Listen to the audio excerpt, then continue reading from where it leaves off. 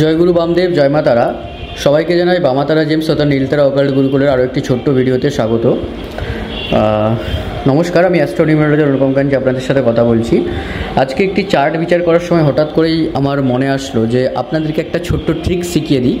অনেকেই হয়তো জানেন এবং অনেকেই হয়তো জানেন না। তারা আপনাদের নিজেদের যে লগ্ন চার্ট রয়েছে, এটাকে বলে লগ্ন চার্ট, এটা বলে নবমাংস চার্ট, ঠিক আছে। এটি একটি কলকাতা শ্রীভূমি লেকটাউন থেকে একজনের কুষ্ঠি।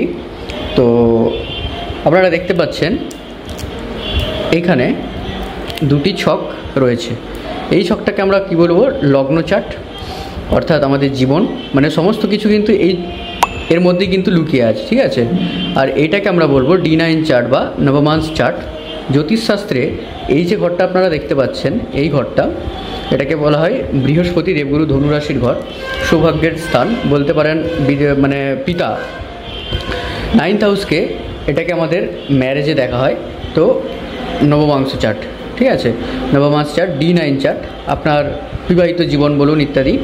শুধু তাই নয়, D9 চার্ট থেকে আরও অনেক কিছু পুঙ্খানুপুঙ্খ বিচার করা যায়। কিন্তু এই যে ফলটা আপনারা দেখতে পাচ্ছেন 9 নম্বর হাউসের রেট্রোগেট রাহু এখানে বসে রয়েছে, এটা এইখানে তুলে আনা হয়েছে একদম বৃহৎ আকারে। এইভাবে D60 পর্যন্ত চার্ট থাকে।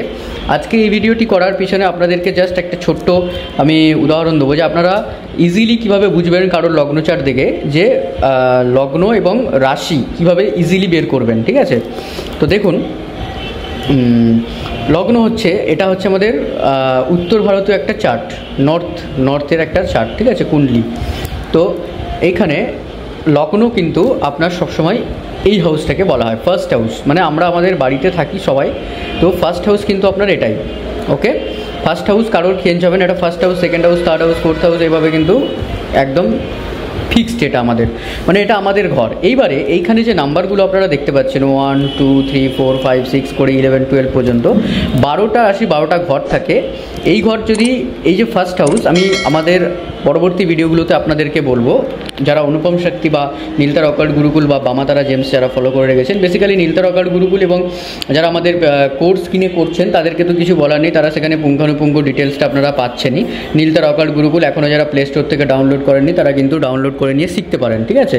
তো আমি আজকে আপনাদেরকে এখানে জানাবো যে আপনারা কীভাবে আপনাদের এই লগ্ন চার্ট থেকে রাশি এবং লগ্ন ইজিলি বের করতে পারবেন।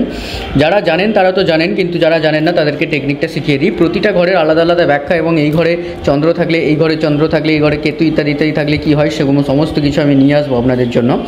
তো দেখুন, যেখানে লগ্ন আপনার আছে, বর্তমানে এখন আমাদের বিভিন্ন রকম অ্যাপ বেরিয়ে গেছে, যেগুলো আপনার শুধু নাম, date of birth, time of birth এবং প্লেস অফ বার্থ আপনি দেওয়ার সাথে সাথেই আপনার কিন্তু চলে আসে।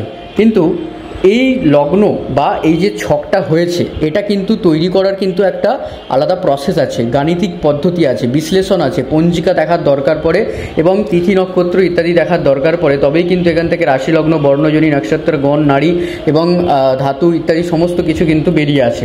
সেই সমস্ত ডিটেলস প্রসেস আমরা পরে যাব। আজকে আপনাদেরকে আমি জাস্ট একটা ছোট্ট টিপ দিয়ে শিখিয়ে দিই। লগ্ন চার্টে লগ্ন ইংলিশে দেখতে পাবেন ASC বা অ্যাসেন্ডেন্ট বলে, বাংলাতে লগ্ন বলে, সেই হিন্দিতে বলে লগন, ঠিক আছে। লগ্ন কথার অর্থ হচ্ছে আপনি নিজে, মানে আপনার নিজের বডি, আপনার নিজের মস্তিষ্ক, আপনার নিজের সমস্ত কিছু, আপনার পুরো শরীর, আপনি নিজে, ঠিক আছে। এই ঘরটাকে বলা হয় মেষ রাশির ঘর বা মঙ্গলের ঘর, ঠিক আছে। তো এই ঘর ফিক্সড, মনে রাখবেন। ভাব যেটাকে বলে, 12টা ঘর কিন্তু ফিক্স, রাশি কিন্তু পরিবর্তনশীল। তো সেই ক্ষেত্রে এখানে 1 লেখা আছে, তাহলে এটা কি লগ্ন হবে? এটা হবে আপনার মেষ লগ্নের কুণ্ডলী, ঠিক আছে। এটা হচ্ছে মেষ লগ্নের কুণ্ডলী। তাহলে রাশি বের করবেন কি করে? দেখুন, লেখা আছে যেখানে, এই যে লেখা আছে, এটা হচ্ছে রাশি সবসময় কিন্তু আমরা চন্দ্র দেখে বের করি, চন্দ্র রাশি, ঠিক আছে। চন্দ্র থেকে 6 নম্বর ঘরে লেখা আছে, তাহলে এটা হচ্ছে কন্যা রাশির কুণ্ডলী। এবং লগ্ন কি দেখলেন? তাহলে লগ্ন হচ্ছে মেষ লগ্ন। তাহলে এখানে কন্যা রাশির সঙ্গে মেষ লগ্নের যে কম্বিনেশান, সেটা কিন্তু একটা এনিমি হয়ে গেল, তাই তো। মানে যারা আমাদের জ্যোতিষের অ্যাডভান্স লেভেল করছেন বা বেসিক্সটাও যাদের ক্লিয়ার আছে, তারা কিন্তু ইজিলি বুঝতে পারবেন যে এখানে কিন্তু একটা এনিমি হয়ে গেল। এই জাতক কিন্তু নিজের থেকেই একটা ডিপ্রেশন, একটা নেগেটিভিটি ইত্যাদিতে এবং মন এবং মানুষ মানে আভ্যন্তরীণ মন এবং আপনার হচ্ছে বাহ্যিক মনের মধ্যে মিল খুঁজে পাবে না, হৃদয় এবং মস্তিষ্কের মধ্যে সবসময় একটা দ্বন্দ্ব লেগে থাকবে। কেন সেটা আমরা আমাদের ডিটেলসে জানিয়েছি আমাদের কোর্সে, বা নেক্সট ভিডিওতে আপনারা জানাবো যে কেন, তখন আপনারা ফারাকটা বুঝতে পারবেন। তো সঠিক ভাষায় সবথেকে একদম মানে শর্টকাটে আপনি যদি কারোর কুণ্ডলি দেখেন তাহলে আপনি তাকে কোনো রকম কিছু না দেখেই বলে দেবেন যে যেখানে লগ্ন লেখা আছে সেটাও লগ্ন, সেই রাশি এবং সেই নম্বরের লগ্ন, এবং যেখানে আপনার চন্দ্র লেখা আছে সেটা হচ্ছে তার রাশি। ঠিক আছে, তো আশা করছি আপনাদের ভিডিওটি ভালো লাগলো। তো বন্ধুরা, আশা করছি এই ভিডিওটি আপনারা বুঝতে পারলেন যে কীভাবে রাশি এবং লগ্ন খুব সহজেই আমরা কারোর জন্মকুণ্ডলী থেকে ইজিলি বের করতে পারি। জয়গুরু বামদেব, জয় মাতারা। এরকম ভিডিও যদি আপনারা আরও পেতে চান, বা কোন হাউসের কী কী কাজ রয়েছে ইত্যাদি পুঙ্খানুপুঙ্খ ডিটেলস আপনারা যদি আরও পেতে চান, তাহলে অবশ্যই আমাকে কমেন্টে জানান। চ্যানেলটি সাবস্ক্রাইব করে সাথে থাকুন। ফেসবুক থেকে দেখলে পেজটি ফলো করে রাখুন, ইউটিউব থেকে দেখলেও ফলো করে রাখতে পারেন। তো দেখা হচ্ছে পরের ভিডিওতে, আবারও কোনো নতুন টেকনিক্স প্রেডিকশন করার সময় আপনাদেরকে ছোট্টভাবে শেখাতে থাকবো। জয়গুরু বামদেব, জয় মাতারা। যারা বুকিং করাতে চাইছেন তারা কিন্তু অগ্রিম বুকিং করাতে পারেন। যারা অ্যাস্ট্রোলজি ইত্যাদি প্রফেশনাল কোর্স শিখে নিজের কেরিয়ারটাকে আরও সুন্দরভাবে করতে চাইছেন তারা কিন্তু নীলতারা অকাল গুরুকুল অ্যাপটি প্লে স্টোর থেকে ডাউনলোড করে শিখতে পারেন। জয় গুরু বামদেব, জয় মাতারা। সবাই ভালো থাকবেন। ধন্যবাদ।